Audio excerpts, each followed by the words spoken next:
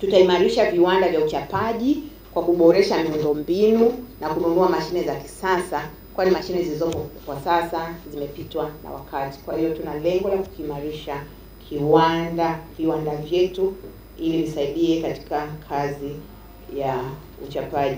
Lakini kuimarisha viwanda vya uchapaji vitasaidia kuvifanya kuwa ni chanzo kimojawapo cha ajira. Tutasaidia kuongeza ajira nchini, lakini zaidi vitafanikisha upatikanaji wa vitabu na vifaa vingine vya kufundishia na kujifunzia kwa wakati. Kwa hiyo kwa nini tuna aim kuimarisha viwanda vyetu?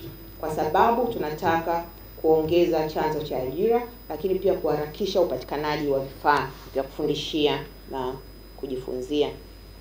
Lakini pia TETI imeazimia katika kiwanda hiyo tumeazimia kujenga kiwanda kikubwa cha uchapaji ambacho tutakijenga Mikocheni. Tunashirikiana na wadau kutoka nje, na hii itasaidia kupunguza gharama, lakini kuongeza mapato ya taasisi na kuharakisha upatikanaji wa machapisho. Katika maboresho yetu ya mitaala tumesisitiza sana matumizi ya TEHAMA katika ufundishaji na ujifunzaji, na ndio maana katika mafanikio tumewasilisha majukwaa kadhaa ambayo TETI imeyajenga ya kuweza kufanikisha matumizi ya TEHAMA.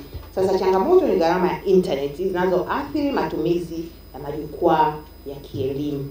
Nilisema pale kwamba tunaendelea kujadiliana na watoa huduma za simu ili waondoe gharama za internet katika majukwaa muhimu ya elimu. Kwa sasa hawa watoa huduma watatu walau wamekubali kuondoa gharama za internet katika jukwaa la kujifunzia la walimu, Learning Management System, jukwaa lile moja tu ambao ni Airtel, Vodacom na Halotel. Vodacom na Halotel tunaendelea kujadiliana, lakini Airtel wao wameshatoa kabisa. Kwa hiyo tunatamani kwamba yale majukwaa yote muhimu tunayoyaandaa yangeondolewa gharama za bando. Tutaendelea kujadiliana tuone namna ambavyo tunaweza kufika huko.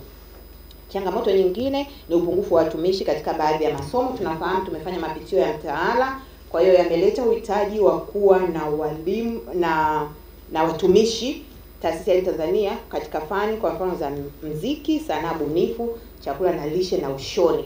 Tunafanya nini kutatua changamoto hii? Tunaendelea kuomba vibali, lakini pia tunashukuru sana serikali kwa sababu mwaka jana tumeweza kuajiri wakuza mitaala nafikiri 2 wa somo la muziki. Tutaendelea kufuatilia tuweze kupata wakuza mitaala wa chakula na lishe pamoja na ushoni. Lakini pia niseme kwamba upungufu wa watumishi huu au athiri utendaji wa majukumu ya TETI, kwa sababu huwa tunatumia watumishi kutoka taasisi nyingine za umma na binafsi. Na kwa nafasi hii niwashukuru sana watumishi hao ambao wamekuwa wakiungana nasi kutekeleza majukumu yetu.